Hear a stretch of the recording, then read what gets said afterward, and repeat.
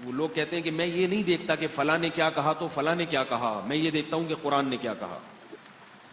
یہ بڑے خوشنما دعوے ہیں آج کل کے، جو بعض متجددین ہیں ان کے اس قسم کے بڑے خوشنما دعوے ہوتے ہیں کہ میں یہ نہیں دیکھتا ابو حنیفہ نے کیا کہا تو شافعی نے کیا کہا، میں دیکھتا ہوں قرآن کیا کہتا ہے اور حدیث کیا کہتا ہے.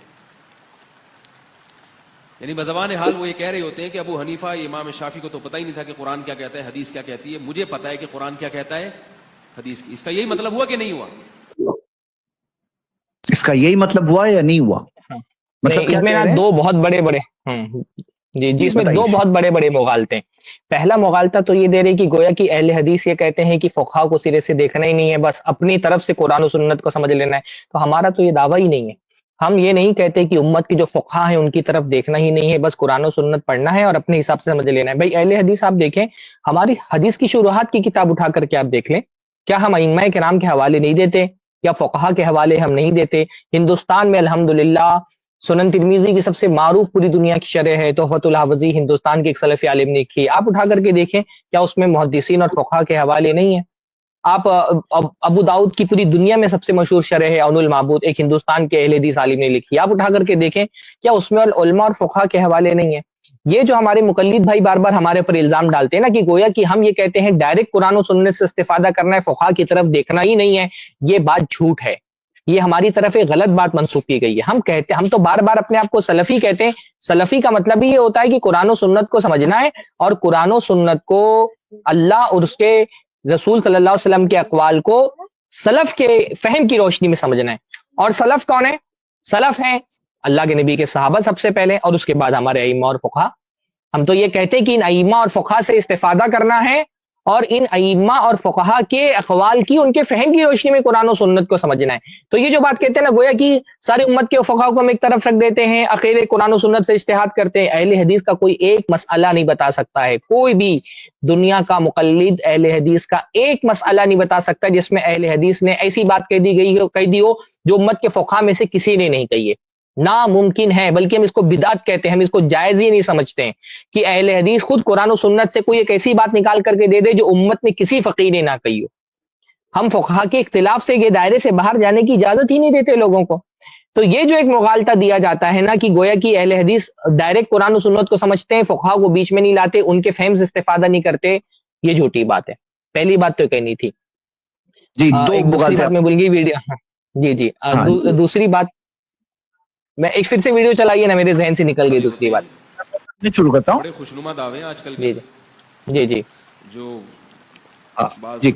تو جیسے اب یہ دیکھیے انہوں نے کیا چیز کی ہے، بلنڈر یہ کہ دیکھیے اسٹرا مین اس کو بولتے ہیں کہ جو چیز ہے نہیں ویسے بتاؤ اور پھر غلط ثابت کرو.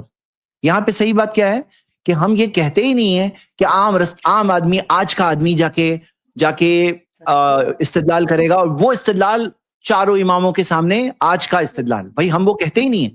یہاں پہ عالموں کے سامنے عالم ہے، علماء کے سامنے علماء ہے، اور متقدمین میں پرانے علماء میں سے کسی نے وہ بات کہی ہے، ان کے دلائل دو علماء دو بات بول رہے ہیں، آپ کیا کریں گے؟ جہاں پیدا ہوئے وہی کرو، یہ کہا جاتا ہے. تقلید کا معاملہ کیا ہے؟ جہاں پیدا ہو وہ کرو. تو یہاں پر بات کیا سمجھنی ہے؟ جیسے میں مفتی طارق کی میں ایک کلپ چلا کے بتاتا ہوں کہ دیکھیے وہ کیا کہہ رہے ہیں.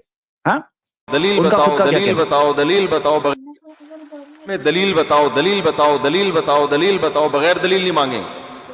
اگر کسی شخصیت کا برحق ہونا آپ کی نظر میں ثابت نہیں ہے پھر آپ اس سے دلیل مانگیں گے، لیکن کسی کا برحق ہونا ثابت ہو گیا تو پھر اس کے پیچھے چلنا یہ دلیل ہی کو فالو کرنے کے مترادف ہے. میں اگر کوئی بات کہتا ہوں، دیکھیے یہاں پہ کیا مسئلہ ہے، میں ایک جی بات بتا دیجیے. میں یہ بولنا چاہ رہا ہوں نا، یہ جو ہم پر الزام لگا رہے کہ بھائی میرا فہم ایک طرف ہے، پوری امت کے لوگوں کا فہم ایک طرف ہے، گویا کہ ہم اپنے آپ کو ائمہ کے مقابلے میں پیش کر کے ان سے زیادہ ذہین اپنے آپ کو مان رہے ہوتے ہیں. تو میرے بھائی اچھا ٹھیک ہے، ایک تو میں نے بتایا کہ ہم جب بھی کوئی بات کرتے ہیں کہیں نہ کہیں ہمارے سلف میں کوئی نہ کوئی ہمارا سلف ہوتا ہے، ائمہ میں سے کوئی نہ کوئی ایک امام ہوتا ہے، اسی کے قول کے اور اسی کے فہم کی روشنی میں ہم نصوص کو سمجھ رہے ہوتے ہیں. دوسری بات یہ کہ بھائی آپ بھی تو ایسا ہوتا ہے نا کہ جب اپنے امام کے مسلک کو صحیح ثابت کرنے کے لیے کھڑے ہوتے ہیں تو آپ بھی تو پوری دنیا کے تمام ائمہ کا رد کرتے ہیں.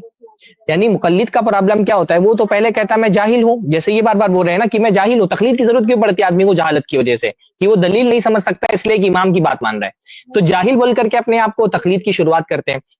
اس کے بعد جب مسئلہ آتا ہے کہ بھائی اس مسلک میں میرے امام کا یہ قول ہے اور میرے امام کے خلاف فلاں فلاں اماموں کا یہ قول ہے, تو ایک مقلد جو اپنے آپ کو اب تک جاہل کہہ رہا تھا, وہ پوری جرأت کے ساتھ اٹھ کر کے امام شافعی کا بھی رد کرے گا, احمد ابن حنبل کا بھی رد کرے گا, امام مالک کا بھی رد کرے گا, سفیان ثوری کا رد کرے گا, اوزاعی کا رد کرے گا, حتیٰ کہ صحابہ کا بھی رد کرے گا. یعنی پھر وہ یہ کہے گا کہ بھائی اس کا مطلب یہ ہوتا ہے کہ یہ امام ابو حنیفہ کے دفاع میں جب کھڑا ہوا ہے تو یہ کہہ رہا ہے کہ میں امام شافعی سے بھی زیادہ دین کو سمجھنے والا ہوں, امام مالک سے بھی زیادہ دین کو سمجھنے والا ہوں, احمد ابن حنبل سے بھی زیادہ دین کو سمجھنے والا ہوں. اگر کسی ایک امام کے قول کو چھوڑ دینے کا مطلب یہ ہوتا ہے, آپ ہمارے لیے کرے کہ ہم امام سے کسی مسئلے میں بات نہیں مان رہے, تو گویا کہ ہم اپنے آپ کو ان سے بڑا عالم سمجھ رہے ہیں. تو دنیا کے حنفی مسلک کے سینکڑوں مسائل ایسے ہیں جس میں امام حنیفہ ایک طرف ہے, باقی تینوں فقہا ایک طرف ہیں. تو اس کا مطلب جب آپ ان کے دفاع کے لیے کھڑے ہوتے ہیں تو آپ یہ دعویٰ کر رہے ہوتے ہیں کہ آپ کا علم ان تینوں اماموں کے علم سے زیادہ ہے. کوئی فقہی مسئلہ اٹھا لیں بغیر, جیسے بہت مشہور مسئلہ ہے بغیر ولی کے نکاح کا مسئلہ ہے, سارے امت کے ائمہ ایک طرف ہیں, صحابہ میں سے کوئی ایک صحابی کا قول نہیں ملتا کہ بغیر ولی کے نکاح ہو جاتا ہے. اللہ کے نبی کی حدیثیں بہت صحیح سری ہیں اس معاملے میں کہ جو عورت بغیر ولی کے نکاح کرے اس کا نکاح باطل ہے, باطل ہے, باطل ہے. اتنی صریح حدیثیں موجود ہیں, سارے اس امت کے پورے ائمہ ایک طرف ہیں. لیکن کیا ایسا نہیں ہوتا کہ یہی حضرات جو امام ابو حنیفہ کی تقلید کا دم بھرتے ہیں, یہ جب کھڑے ہوتے ہیں امام حنیفہ کا دفاع کرنے کے لیے تو امت کے تمام ائمہ کا رد کرتے ہیں, تمام علماء کا رد کرتے ہیں, سب کے دلائل لے لے کر کے سب کا تجزیہ کرتے ہیں امام حنیفہ کو برحق ثابت کرنے کے لیے. تو پھر تو ہم بھی یہ کہہ سکتے ہیں اگر کسی مسئلے میں کسی امام کے قول کو نہ ماننے پر آپ ہم پر یہ الزام لگا رہے ہیں کہ ہم اس امام سے زیادہ اپنے آپ کو علم والا بتا رہے ہیں, تو اپنے امام کے دفاع میں بھی تو آپ دوسرے ائمہ کا رد کرتے ہیں, ان کی بات نہیں مانتے, تو اس کا مطلب آپ کا بھی یہی دعویٰ ہے کہ آپ ان ائمہ سے زیادہ علم والے. تو وہ اگر یہ بات ہم پر لازم آتی ہے تو آپ پر بھی درجہ لازم آتی ہے. جس بیماری کی آپ ہماری طرف نسبت کر رہے ہیں, اگر اس کو صحیح مان لیا جائے تو اس کے پہلے بیمار آپ خود ہیں, کیونکہ بہت سارے مسائل میں آپ ائمہ کی بات نہیں مانتے. بلکہ میں پچھلی اسٹریم میں بھی میں نے یہ بات کہی تھی کہ ائمہ کو تو حقیقت میں ہم مانتے ہیں, مقلد ائمہ کو نہیں مانتا, مقلد امام کو مانتا ہے. وہ صرف ایک امام کو مانتا ہے, اس کا سارا لینا دینا, سارا اس کا جو ہے نا مرکز محور صرف اس کا ایک امام ہوتا ہے. باقی اپنے امام کے علاوہ کسی کی نہیں مانتا, اپنے امام کے علاوہ تو وہ قرآن و سنت کی بھی نہیں مانتا. اس کو سینکڑوں دلیلیں اس کے سامنے رکھ دی جائیں, حدیثیں رکھ دی جائیں, رفع الیدین کا ہی مسئلہ آپ دیکھ لیں, متواتر درجے کی حدیثیں رکوع سے پہلے رکوع کے بعد رفع الیدین کی موجود ہیں. پوری امت رکوع کے بعد اور رکوع سے پہلے رفع الیدین کی قائل ہے. اس کے باوجود آپ کسی حنفی کو نہیں پائیں گے کہ وہ امام حنیفہ کے قول کے سامنے صحیح حدیثوں کو قبول کر لے, رد کر دیتا ہے, ائمہ کی بات قبول کر لے, رد کر دیتا ہے. اب اس ایک مسئلے میں آپ ایک طرف اپنے امام کے ساتھ کھڑے, دوسری طرف پوری امت کھڑی ہے, سارے ائمہ کھڑے ہیں, آپ کو کوئی امام کا قول آپ تسلیم نہیں کر رہے ہیں. تو کیا اس کا مطلب یہ مانا جائے کہ آپ یہ کہہ رہے ہیں کہ آپ کا فہم ان تمام امت کے ائمہ کے فہم سے بڑا ہے؟ اگر آپ ہم پر الزام لگاتے ہیں تو یہ الزام پہلے آپ پر آتا ہے. ایسے دسیوں مسائل میں بتا سکتا ہوں. تو یہ الزام لگانا کہ اہل حدیث یہ کہتے ہیں کہ ان کا فہم ائمہ کے فہم سے بڑا ہے, یہ بات جھوٹی ہے, جھوٹ ہے یہ بات.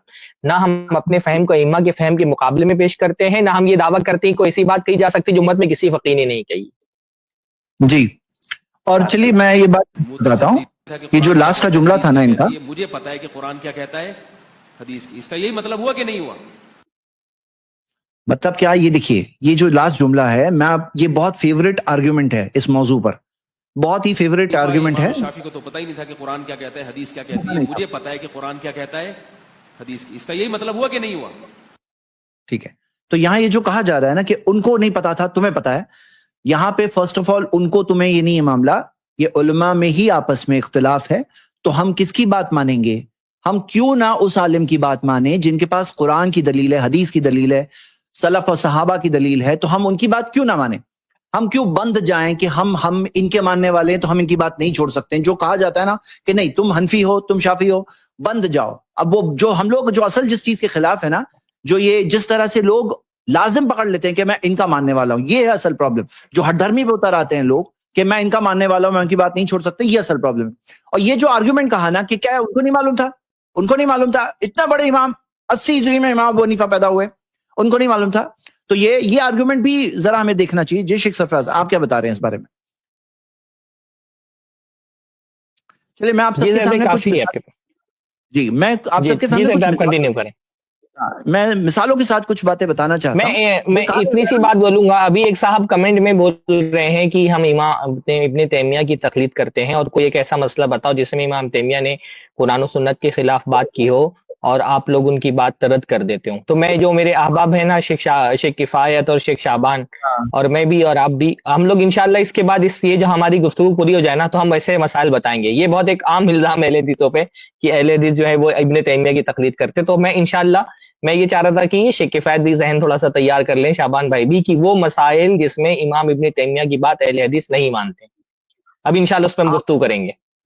آپ کو ایسے مسائل مل جائیں گے جہاں ہم امام ابن تیمیہ رحمہ اللہ کی بات نہیں مانتے ہیں، شیخ البانی کی بات ہم نہیں مانتے ہیں، شیخ بن باز کی بات نہیں مانتے ہیں. ایسے بڑے ہمارے جو علماء اکرام ہیں، بلکہ امام ابو حنیفہ بھی ہمارے، امام شافعی بھی ہمارے، امام مالک بھی ہمارے، امام احمد بن حنبل بھی ہمارے، اور سارے کے سارے انسان ہیں نا آخر میں. تو اللہ کے رسول صلی اللہ علیہ وسلم نے کیا فرمایا؟ کل ابن آدم خطاء، سارے آدم کی اولادوں سے خطائیں ہوتی ہے. وخیر الخطائین التوابون، خطا کرنے والوں میں سب سے اچھے ہیں جو بار بار توبہ کرتے ہیں. تو سب انسان تھے نا، ان سے بھول ہو سکتی ہے، ان سے غلطی ہو سکتی ہے. جو یہ بات بولتے ہیں نا کیسے نہیں پتا ہو، ان کو کیسے نہیں پتا ہے، ارے بھائی انسان تھے نا، بنیادی بات. مطلب بڑے امام تھے، بڑے عالم تھے، اس میں کوئی شک نہیں، لیکن وہ انسان تھے. اور دوسری چیز جو کہتے ہیں ان تک حدیث نہیں پہنچی، آپ لوگوں تک پہنچ گئی. بھائی یہاں پہ پہلے بات سمجھیے کہ 1400 سال بعد کوئی استدلال کر رہا ہے نا، ہم لوگ اس کو نہیں مانتے. وہ چیز بڑے علماء سے، پہلے زمانے کے علماء سے ملتی ہے. جیسے مثال دیتا ہوں، جو الزام عام طور پہ لگایا جاتا ہے 3 طلاق کا مسئلہ، تو شیخ کفایت نے الحمدللہ اپنی کتاب کے اندر پورے یعنی تواتر کے ساتھ اس مسئلے کو بتایا ہے، کہ پورے تسلسل کے ساتھ اس مسئلے کو بتایا ہے کہ کس طرح سے نبی صلی اللہ علیہ وسلم کے زمانے سے لے کر مستقل ہر زمانے میں آپ کو علماء اکرام ملیں گے جو کہتے تھے کہ ایک مجلس کی 3 طلاق 3 نہیں، ایک ہوتی ہے. اب ہم دلائل کی روشنی میں جو بات بہت مضبوط ہے، واضح ہے، تو ہم اس بات کو مانتے ہیں. اور یہ بات کو یاد رکھیے، جو لوگ اجماع کو بھی ریسٹرکٹ کرتے ہیں کہ 4 اماموں تک ہی اجماع ہے، تو نہیں، اس امت کے سارے بڑے علماء اکرام ہم سب کو مانتے ہیں. جس کے پاس بھی قرآن حدیث سے دلیل ہے وہ مان لینا ہے. تو جو کہتے ہیں ایسا کیسے ہو گیا کہ ان تک حدیث نہیں پہنچی، تو بھائی آپ کو ایسی کتنی حدیثیں ملے گی جہاں پہ ایک صحابی دوسرے صحابی کو کہتے ہیں کہ فلاں معاملہ، اور وہ صحابی کہتے ہیں مجھے حدیث نہیں پتا تھی. آپ کے سامنے یہ حدیث آپ کے سامنے ہے، جہاں عمر رضی اللہ عنہ کو السلام 3 بار سلام کرنے والی جو حدیث ہے کہ گھر کے باہر 3 بار سلام کرنا، جواب آئے تو رہو نہیں تو چلے جاؤ. تو عمر رضی اللہ عنہ نے کیا کہا؟ لاسٹ لائن دیکھیے، خفی علی ھذا من امر النبی صلی اللہ علیہ وسلم الہان الصفق بالاسواق. نبی صلی اللہ علیہ وسلم کی یہ بات مجھ سے پوشیدہ رہ گئی کیونکہ میں بازار میں مشغول ہوا کرتا تھا. اب جب عمر رضی اللہ عنہ جو خلفائے راشدین میں سے ان تک ایک حدیث نہیں پہنچی، ہو سکتا ہے تو 80 ہجری میں پیدا ہونے والی امام ابو حنیفہ رحمۃ اللہ علیہ تک نہ پہنچی ہو. کیا ایسا نہیں ہو سکتا؟ یا امام شافعی جو 150 ہجری میں پیدا ہوئے ان تک کوئی حدیث نہ پہنچی ہو، ایسا نہیں ہو سکتا؟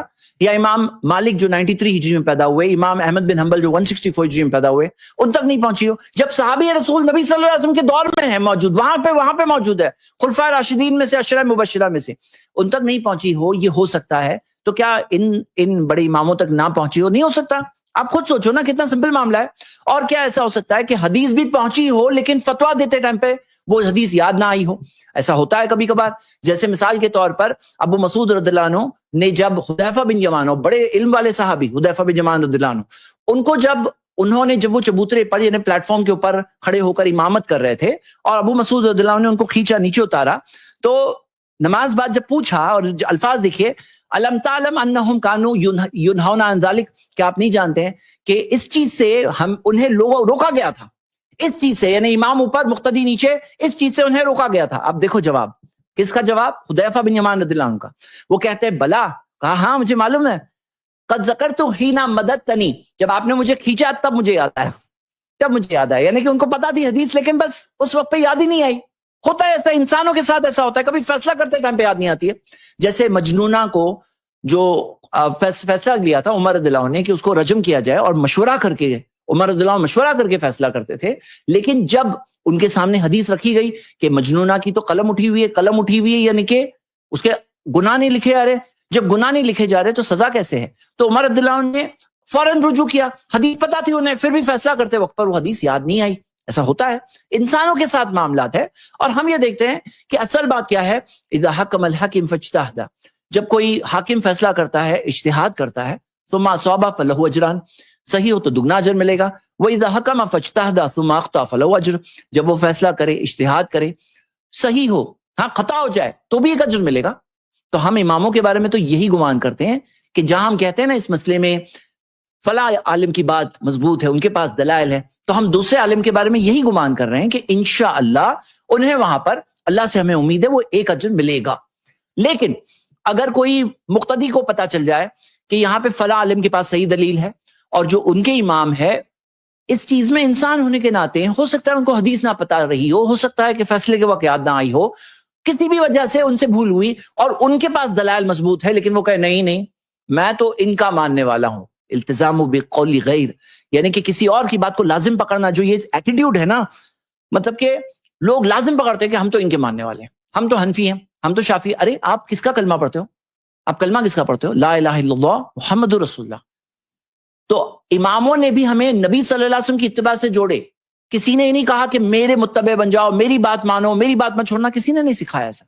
تو یہاں پہ کیا بات ہے کہ جہاں پہ لوگ کہتے ہیں کہ نہیں ہم تو ہمارے امام کی بات کو نہیں چھوڑیں گے, بات واضح ہو گئی ہے تو, حق واضح ہو گیا ہے تو, اور کہتے ہیں نبی صلی اللہ علیہ وسلم کا فرمان سامنے ہے لیکن میں اپنی امام کی بات کو نہیں چھوڑوں گا, تو پھر کیا ان کو ایک اجر ملے گا؟ کیا ان کو ایک اجر ملے گا؟ نہیں ملے گا. کہاں سے ملے گا بھائی؟ یہاں پہ نبی صلی اللہ علیہ وسلم کے فرمان کے آگے آپ کسی اور کی بات کو اوپر رکھ رہے ہو, تو آپ ایک اجر کی کیسے امید کر سکتے ہو؟ وہ امام کے تعلق سے ہم تو یہی گمان کرتے ہیں, امام صاحب کے تعلق سے, کہ انہیں انشاءاللہ وہ ایک اجر ملے گا, لیکن مقتدی کے تعلق سے ہم ایسا نہیں کہہ سکتے. واضح بات ہے. تو دیکھو بھائی, فائنل بات ہے, کوئی کہے گا کہ یہ ٹاپک ڈسکس کر کے کیا فائدہ؟ بعض لوگ ہوتے ہیں چیٹ میں بولے کیا فائدہ؟ کیا فائدہ یہ ہے کہ اگر یہ موضوع کوئی نہ سمجھے نا, اپنی آنکھوں سے حدیثوں کو دیکھے گا اور کہے گا کہ میں یہ نہیں فالو کروں گا. حدیث سامنے ہوگی, دلائل سامنے ہوں گے, اگر ایک بار اس کا ذہن اوپن ہو جائے نا کہ سب امام ہمارے ہیں بھائی, سارے علماء کرام ہمارے ہیں, جس کے پاس بھی پروف ہے لے لینا, قرآن حدیث کی بات ہے. اگر ایک بار ذہن اوپن ہو گیا نا, اتنی ساری سنتیں جو ہاتھ سے چھوٹتی ہیں نا, وہ سنتیں نہیں چھوٹے گی. اتنے سارے اختلافات جو ختم ہو سکتے تھے اس امت کے اس طرح سے کہ ردوہ الی اللہ و رسول, اللہ اس کے رسول کی طرف لوٹاؤ, وہ حل نہیں ہوں گے. تو یہ بہت سمپل سی بات ہے. تو یہ ہم نے 3 ویڈیوز کا جائزہ دیکھا آج.